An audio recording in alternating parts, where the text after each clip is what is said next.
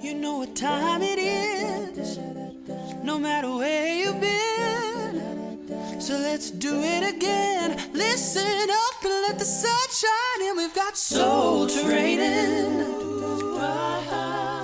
Time to practice what you preach.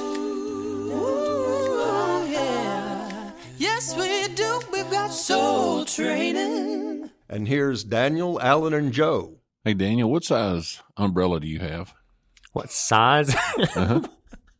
You never know where you're going. You got a purse size, or you got like a golf bag size? Yeah, no, the umbrella that we most often use is like one of those full size, like it's like a cane. Mm-hmm. You know, when it's not being used as an umbrella, full coverage. Full coverage. What about you, Joe? You have the little bag one or the big one? You know, we've got an assortment, but usually I try not to go out in the rain if I can help it. Well, I've got the reason I like umbrellas. That's in addition to my love for pens and Reese's cups and peanut butter. I love umbrellas. A lot of people don't know that. I've got one. That's brown. new. Yeah, that's new information. I've got one brown eye, one green eye, and I love umbrellas. The reason why I talk about umbrellas, you remember the toy company Mattel? Yeah, we've got a couple of those little ones by the back door that looks like they were made by Mattel. So when I use one of those, it barely covers my head. Then I've got another one umbrella that I really like. I got from a Horizons camp at Freed-Hardeman University. It's a big one, and when I use it, if a big puff of wind were to come by, I mean, I would look like Mary Poppins. I mean, it would pick me up. It's that big of an umbrella.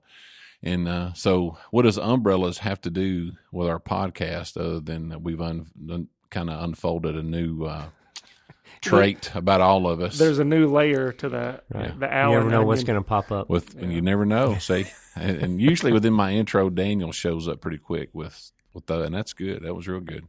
You know, just because I want to be fully covered with everything that we do.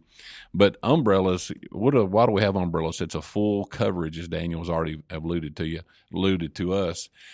But with umbrellas, there's a lot of things that fall under an umbrella. So we have another special guest with us today, Scott Bradford. He serves as one of our elders here at South Green Street. What does that have to do with umbrellas? Leadership is like an umbrella. You know, it looks simple, but it's really not. It's very complicated because there's so much that contained under that umbrella. And did you just say that Scott looks simple, but he's not? No. I think he said he looks like an umbrella. Looks humble. He looks very humble. Like umbrellas are humble looking, most of them. And Scott's a very humble individual.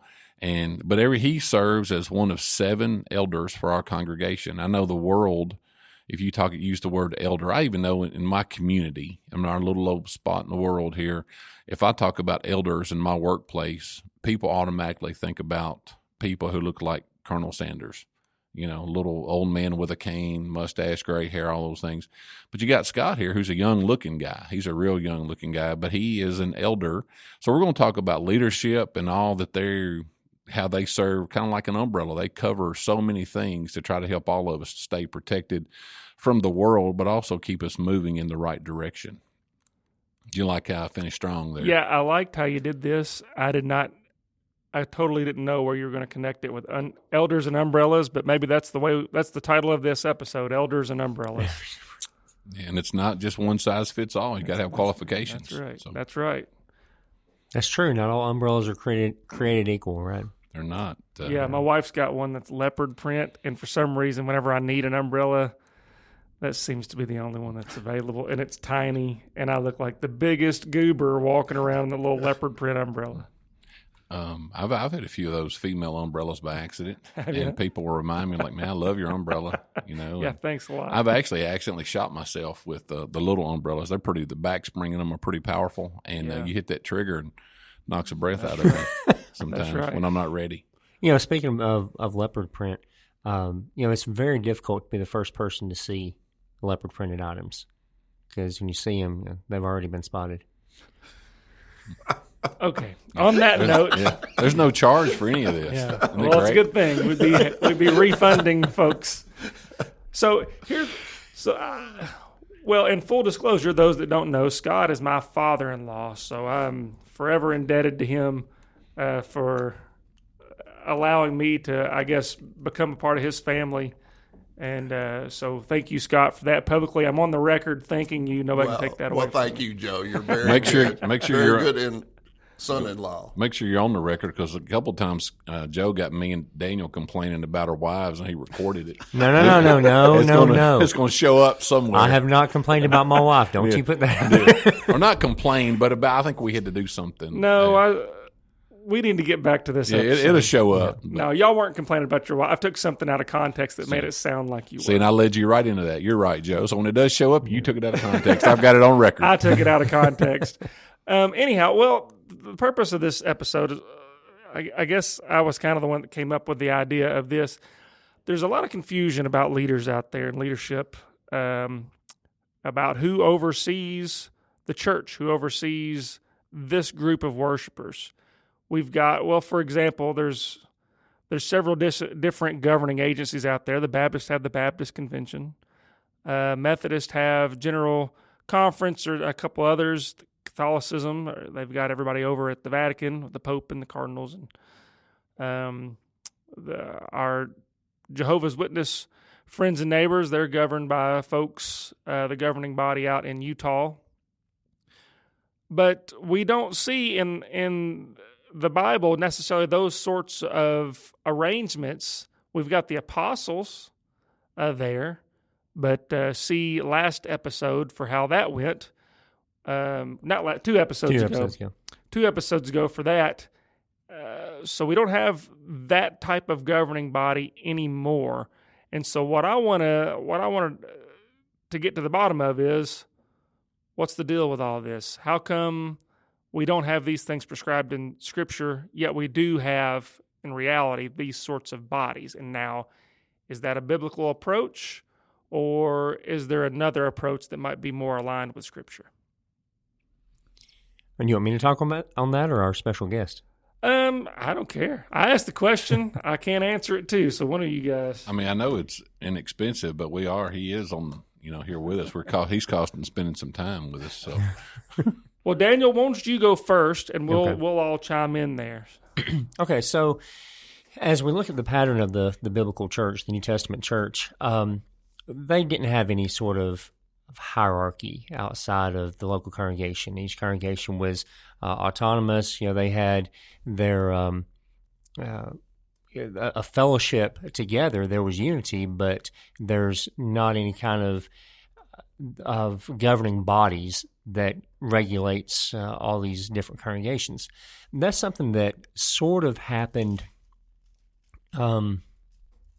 just over time and developed. You have like the churches in the more dominant cities began to influence area churches in their region, and then the leaders of those churches began to be viewed as kind of leaders over the entire region. And then you would have within the eldership of those churches, one becomes more prominent, one elder becomes more prominent. Even today, sometimes you get a quote head elder unofficially, where one elder can kind of dominate an eldership, and that's not ideal when that happens. But so that would happen, and then he kind of becomes like this bishop that is exerting unofficial influence over an entire region, and before long that unofficial influence becomes official influence. And that's sort of how, rough and dirty, the way that this hierarchy sort of develops. And all that happens long after the New Testament. None of that is a part of the biblical plan. That's all man's additions to the church's organization, mostly from their own sense of expediency, their own sense of maybe some sense of being power hungry on the part of some individuals, and maybe just a sense of practicality from others. But if we're following the New Testament pattern, we have to cut out those things and try to restore New Testament Christianity as much as possible. And so the leaders that we do know about that are approved in Scripture are elders.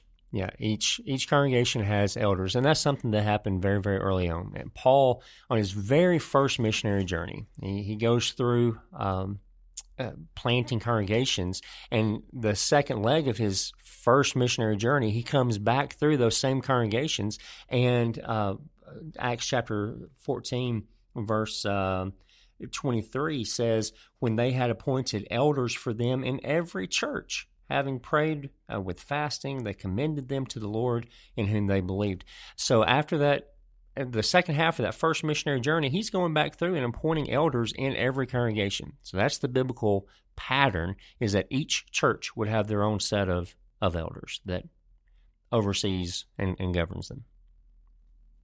And we can read about qualifications for elders a couple places. You've got Titus chapter 1.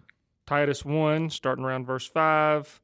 And for the sake of time, I think maybe we should just allow our listeners to go read that, because I do want to get to asking Scott some questions here. And then you've got 1 Timothy 3 that has qualifications for elders. But real quick, if we can briefly go over, here in the Church of Christ, particularly, we call them elders. Mm-hmm. But there's several names, and sometimes that leads to different levels of confusion. We call them elders, but it's also within our rights to call them shepherds, mm-hmm. bishops, mm-hmm. pastors, sure, overseers. Yep. Leave anything out? Presbyters, but that's kind of the same thing. Yeah, you hit most of the common ones. And there's some confusion out there in the religious world about, we hear the word pastor a lot. Well, as we read Scripture, we know that is synonymous with those other terms that we've just mentioned. And so we don't really call them pastors. We call them elders, but we were well within our rights to call them pastors. Not necessarily our minister mm-hmm. do we call a pastor. We call this group of men, the eldership, the overseers, they are the pastors. We just don't typically, because it's confusing the way the word is commonly used. Yeah. Outside of the Church of Christ, there's some confusion there. Well, the minister is called the pastor. Right.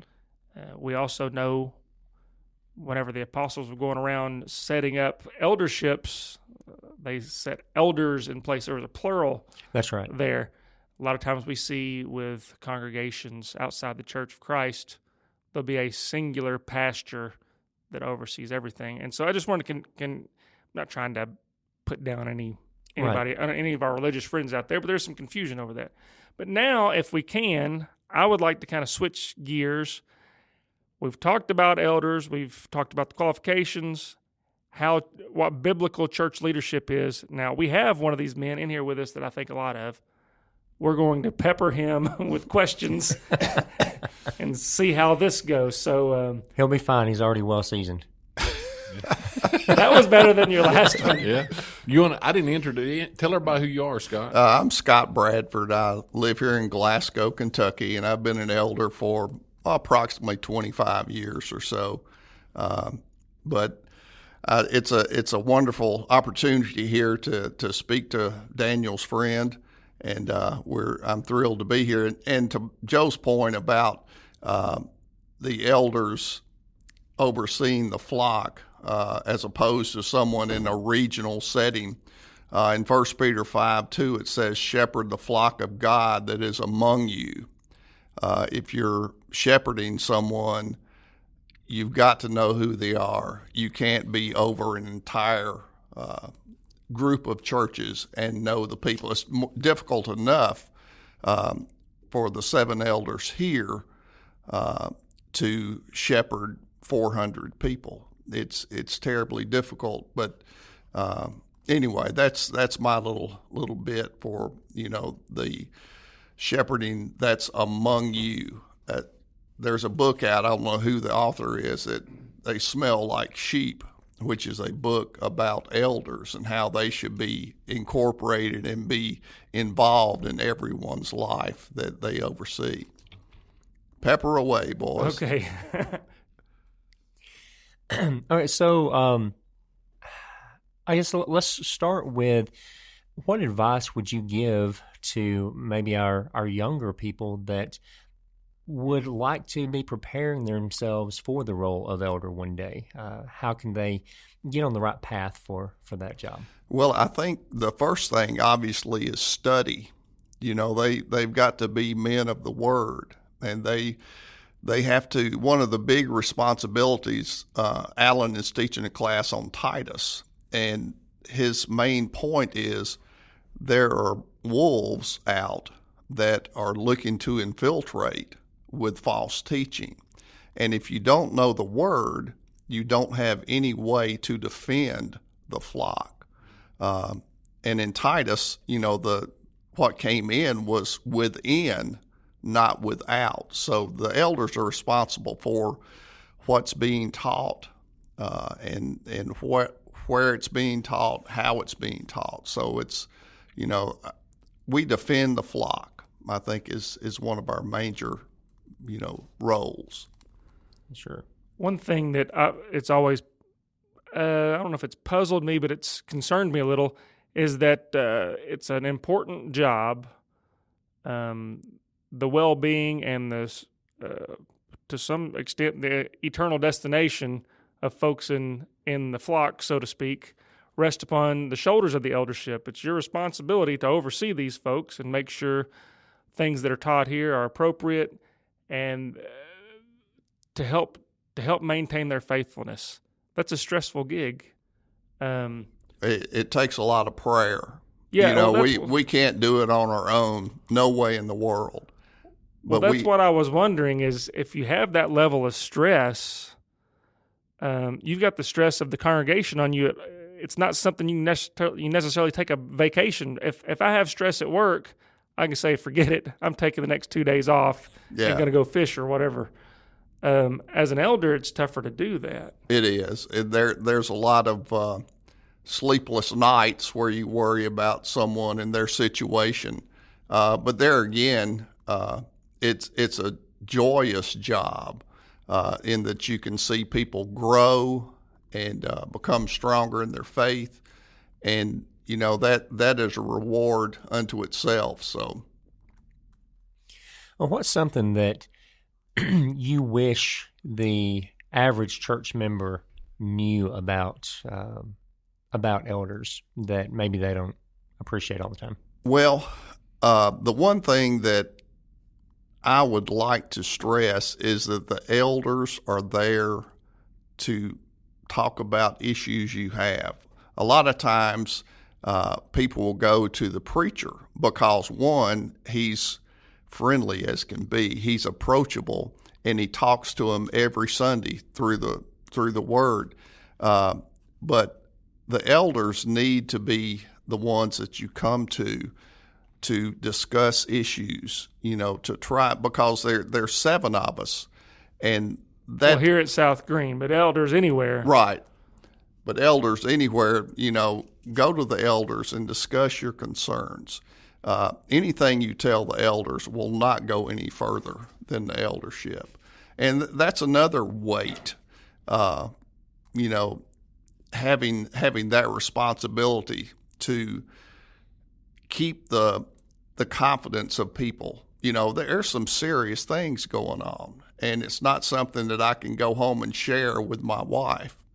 But, if people would come to the elders, and we try to be approachable, but there again, people feel good about their preacher and they feel comfortable. But part of our job is to reach out and help them to become more comfortable with the eldership and more approachable to the flock. I really appreciate what you said there, because so many times it seems like elders can be viewed as sort of more of a board of directors. They take care of like the business of the church, whereas really their primary concern is in spiritual things and shepherding the flock, taking care of making sure they're spiritually fed. And I appreciate the perspective that you've just brought about that. What about you've been an elder? What do we say? 25 years? Yeah, somewhere in that neighborhood, okay, maybe a little more. That's fantastic. So you've seen a lot of guys coming into the eldership. So what are some of the challenges that new elders face as they adjust to that role? Well, most folks who come in as a new elder will kind of sit back and observe for a while, just to I'm sure every eldership has a dynamic, but the new elders have to kind of mirror people, and get a mentor that they can talk to. It's always easier to talk to one or two people as opposed to 7 around a conference table. But, I think they need to learn. You got to have a thick skin and a short memory. That makes your life so much easier because you're going to have problems. You're going to have people that are not happy with the decision you've made, but they're still brothers and sisters, and you have to pray that you can forget or put in the back of your mind and not hold it against someone who's attacked you. We're to love everyone, especially our brothers and sisters. So that's an interesting part of the job. So. And you're still shepherding the disgruntled sheep. Absolutely, absolutely. Yeah, and they won't always be disgruntled. They need to get something off their chest. Yeah. It's not a problem for somebody to come and discuss issues at all. Yeah, well, I did want to clear up one thing. We've mentioned we've got 7 elders here at South Green Street where we're all members. That's not necessarily a requirement to have 7. Only thing is you need a plurality. Mm-hmm. You need more than one. We're fortunate enough to have 7. I've seen congregations have 20, or 2 or 3. Right. Alan, did you have something you wanted to add? Sure. Did you notice that my word count has decreased as this time has gone on? You know why? Yes. We've got a deal worked out that if I keep it to a 3-minute intro, I can't speak until we get 15 minutes in. So it's time now. Just a couple of things you were going to knock that Coke over on me. No, I tried to move it and he snatched it away like it was. I'm not supposed to be drinking Coke. Don't tell the world. I'm not. Now my wife will snatch it away like a donut. I'll edit that to say water. Drinking water, lots of water. Edit it very obviously and awkwardly, though. Water. I've got a ton. I mean, I want to do a 6-part mini series, on this topic myself. But I've got a ton of questions. But as I listen to you talk, in that book you talked about, They Smell Like Sheep, a guy named Lynn Anderson, not the country music singer, wrote the book, and I've actually got it on the corner of my desk downstairs. And so I've always liked that title, They Smell Like Sheep. But I guess a couple of things I'd like to start with is you mentioned elders being approachable. And you know that I can say this to you, that any questions that we ask or I ask or this podcast they're not loaded questions. This is for educational purposes. We're not trying to put you on the defensive or anything like that. But I would like to ask, because I have been in some places and some congregations, and I've worked with a lot of different elders. And sometimes I think some elders, I'm not saying they like it, but they have a certain mystique about them sometimes. And it's almost like you can't look behind the curtain, because the great Oz is there in some ways. And I'm using a metaphor.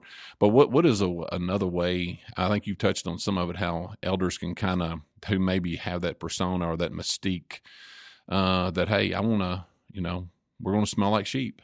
I mean, how do you break that barrier or that thought down? Well, one thing that we do as an eldership here is to try to greet everyone. But what I've done in the last year or two is, instead of shaking someone's hand and say, how you doing, I'll sit down and have a conversation with 2 or 3. I won't shake 50 hands, but I'll make contact, and good contact, with 2 or 3. How are you doing? Is there anything we can help you with? So I think that makes elderships more approachable, because you know them one-on-one. We have a program here that's called Dinner for 8. We've had people come to our home. Dinner for 8 is where 8 people come together in your home and just get to know one another. But we've had people at our home that didn't know each other because they sat on opposite sides of the church. And that's one way that elders and members can become involved in each other's lives. And I appreciate that. And I guess the other thing, like I said, I guess I'm trying to, for educational purposes.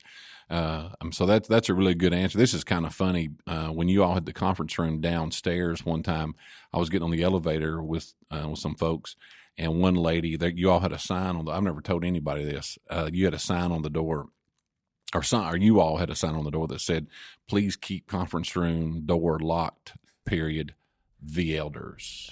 And she said that out loud, and It's kind of ominous, isn't it? yeah, she just kind of laughed, and she said, "The elders," and it was like it was like Darth Vader, like management. Yeah, management. Yeah. Yeah. Thanks. Clean the coffee pot. Thanks. Stuff like that. But to Daniel's point too, again, not, playing devil's advocate or anything. I don't really like that phrase, but you know what I mean, is that sometimes I was kind of called in, not in this our congregation, but years and years ago at another little congregation that my wife and I attended, and it wasn't a big deal. It was some kind of project we were working on, and we had 2 elders. And I was a babe. I'm still a growing Christian, but I'm very much a babe in Christ. And I had a short meeting with both elders, and it was over, again, some kind of outreach or something we were doing. And at the end of our meeting, this one gentleman who was a successful banker, he folded his note up. He put his cross pin in his pocket. He said, "Well, Alan, congratulations." I said, "Well, thank you." I didn't know what he was congratulating me for. He said, "You just had your first official meeting with the elders." And I could tell he really liked his sway, his power, or authority, I guess. And so I think that our elders do a really good job of being approachable and being accessible, from a relationship standpoint. So I appreciate that. I really do mean that. Not because we're here sitting together that you're going to squeal on me about me drinking a Coke. So, but that's your word count. Yeah, that's my. But I think you all do a really good job of that. But in some places, I think some people, like to Daniel's point, sometimes get on the board and they're like all of a sudden. And I've seen some folks change a little. I know you got to have boundaries and guard it a little bit, but you got to smell like sheep. You don't necessarily have to. Yeah, just because you're an elder doesn't mean you're not also a member of the congregation. Right. You just can't baz much.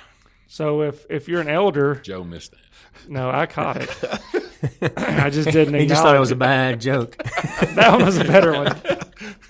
It's not over. It doesn't. Yeah, because you're an elder doesn't mean that you no longer participate in things or you no longer serve in ways you used to. You can still lead singing or whatever.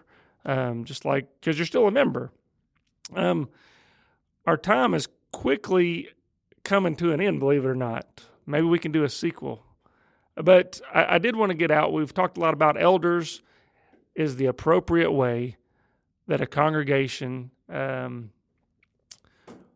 is overseen. But we did not talk about how does one become an elder. And so if you all can discuss that and enlighten our audience on, let's say I want to be an elder. Well, let's give 2 scenarios. 1, I want to be an elder. How do I make that happen? 2, I don't want to be an elder, but people are pushing me to be. So if you can handle those 2 scenarios. Okay, well, that makes me want to deal with a misnomer before I directly answer that. And that's this idea of desire, because you've talked about a guy that desires the office and a guy that doesn't desire the office. I've heard many people teach that desiring the office is a qualification for the office. And here's why they say that. In 1 Timothy chapter 3, verse 1, it says, "It is a trustworthy statement. If any man aspires to the office of overseer, it is a fine work he desires to do." Then, in verse 2, he starts saying, an overseer then must be above reproach, and starts listing all the things that an elder must be. He does not say that he must have the desire. He just simply said if he desires the work, that's a good thing that he's desiring to do. Here are the qualifications. Desire is not at all listed as a qualification. Now, somebody might reason if somebody doesn't want to do it, they're not going to do a good job. Perhaps that's true, but not necessarily. Some of the best leaders in the Bible were not guys running for office.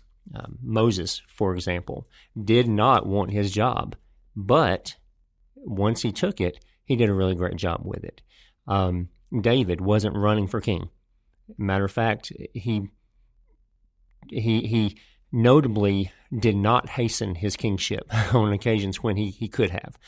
But arguably the greatest king that Israel ever had, a man after God's own heart. So a guy may reluctantly take the office and do a fantastic job when he's in the office, and a guy may really want the office, maybe not for the best reasons. So I've seen guys that I think were otherwise qualified that sort of used desire as an excuse not to do it. They'd say, well, I'm not qualified because I don't want to do it. What do you think they're afraid of?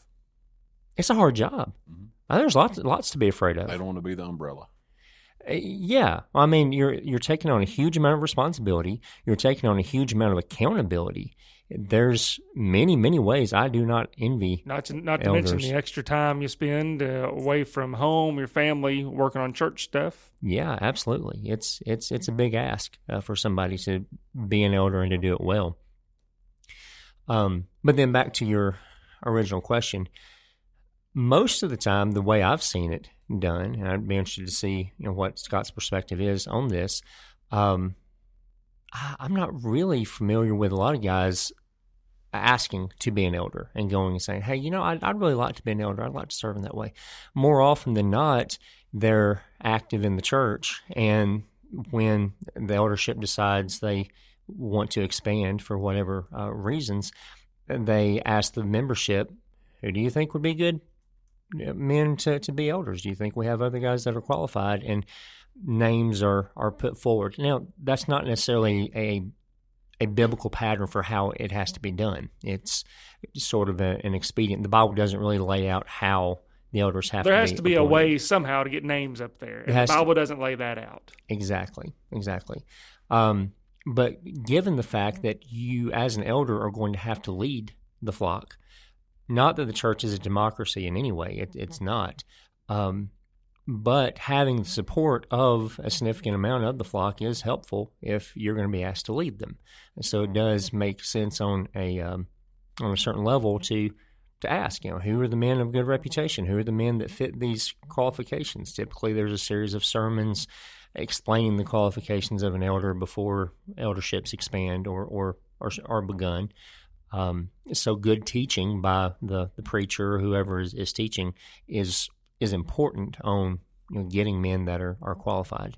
And then the congregation sort of collectively recognizes, hey, this guy and this guy are, really, they meet these qualifications that we've just stated about.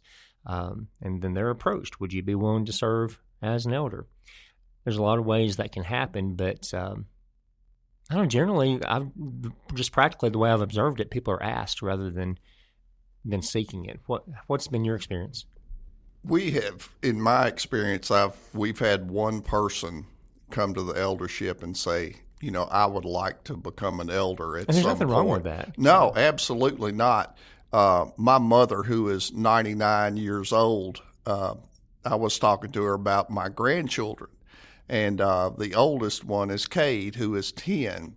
And Mama said, I believe Cade will be an elder or a preacher when he grows up. And I thought that was quite the compliment, not only to Cade, but to his parents, because I know I had an older brother. That was one of his big things he wanted to accomplish, was become an elder. And he was not able to fulfill that, but I think that desire needs to be there. And as we talked about earlier, to become an elder, you've got to start early. You can't just all of a sudden say, well, I think I want to be an elder today. You've got to study. I think mentoring is a great thing to do. Having people come into the meetings, elders meetings, and discuss whatever's on their mind, or just sit there and watch. What's the dynamic? How are things discussed? What Bible verses do you come up with on certain situations? And it just makes it easier for the person to know exactly or some parts of what the eldership does. So I just I was going to just drop two names real quick, but Steve Higginbotham, when he was a minister here for over 20 years, I was here at his last sermon, and he talked about his father advised him early on. He said, with your role as minister and your relationship with the elders, not for self-serving reasons, but he said, make the elders your friends. He said, be friends, with them. It's going to make the work go a whole lot smoother and a lot better. I can't remember exactly how Steve said that, but I do remember he said his dad advised him to become friends, but not for manipulation purposes, obviously. And so I always appreciated that, and I've tried to do that to the very best of my ability. And then our friend Dale Jenkins, he told us one time, he said, when you complain about the elders, don't do it, because you appointed them. You were part of the group that appointed them. And now I can't remember the context he said that, but basically saying, I think the point was be careful or make sure. But when you make that decision, make it right, and don't be disgruntled and cause them problems. Yeah, and something you've kind of alluded to a little bit there. It is very, very important that the elders and ministers should work closely together. They should have a good relationship. They should love one another, and they should work side by side in helping the flock. That's ideal, and more than ideal, it's vital. It's important. Anyway, so there are so many other things we could talk about, but Joe, I got a bunch of notes. I got a bunch more questions. I really do. Joe's already held the timer up to me. I tried to take my Coke again. Right. Well, maybe I think there are a lot of other things we could explore. Let's invite our dear listener. What questions do you have about elderships? What questions would you have for elders? And maybe we could solicit a few of those and have Scott back another time. The quickest way is to find our Facebook page Mm-hmm. and just message me through there. I usually handle the Facebook page, so if you send a message to the Soul Training Facebook group, that will be me probably responding. This is Joe. So just search for Soul Training Podcast on Facebook, and we'll pop up there. We would love to hear from you about that. So thank you, Scott, for being with us today. Thank you. And thank you. Pass our gratitude along to the other elders at the South Carolina Straight Church of Christ for making soul training possible. And before you go into your class, I just want to personally. He's like almost done. I'm halfway. Yeah. I'm sorry, but Daniel, I'm sorry, but Daniel talks about this being evergreen, and so I want this to be evergreen too. Yeah, but sure. I've told Scott a million times, he's one of the big reasons why that I've been able to grow so much here at our congregation and our other elders. I've had my eyes open because the doors have been opened to attend meetings and my role in those things. And I'll tell you, it's until you attend, meetings and see what they deal with. I still don't have the appreciation that I should, but I have more than I did. So I appreciate all the work that they do. And sometimes it's, us as sheep, we want to stray, and sometimes we want to, complain way more than we should, but they still love us all the same. So, well, transparency in an eldership is a wonderful, wonderful thing. It can be hard for elderships to be transparent because they have to deal with so many things that are of a personal nature that they need to be discreet about. But that need to be discreet can lead some elderships to being very, very closed off, and there's kind of an othering between them and the congregation. I just want to say thank you. Yeah, so that's a good thing about this eldership. So again, thank you, dear listener, for letting us be a part of your spiritual journey today. And until next time, keep soul training. Soul training. Time to practice what you preach. Ooh, yeah. Yes, we do. We've got soul training. To learn more, you can email us at soultrainingpodcast@gmail.com, or you can write to us, P.O. Box 503, Glasgow, Kentucky, 42142. That's Soul Training.